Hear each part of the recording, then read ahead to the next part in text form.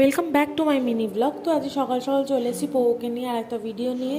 তো এখানে পগু খাচ্ছে হচ্ছে মেটে, আর সবজিটাও আগেই খেয়ে নিয়েছে। তো ওর এই মেটে খাওয়াটা আমি সবসময় দেখাই, তার কারণ হলো ও খুব মজা করে এটা খায়। তো আমার খুব ভাল লাগে এটা দেখাতে তোমাদেরকে। তো এই জন্যই আমি একটু শেয়ার করি তোমাদের সাথে, দেখো তোমরা কীরমভাবে খাবেও। আমার আর পগুর ভিডিওগুলো ভালো লাগলে একটু লাইক করে দেবে সবাই।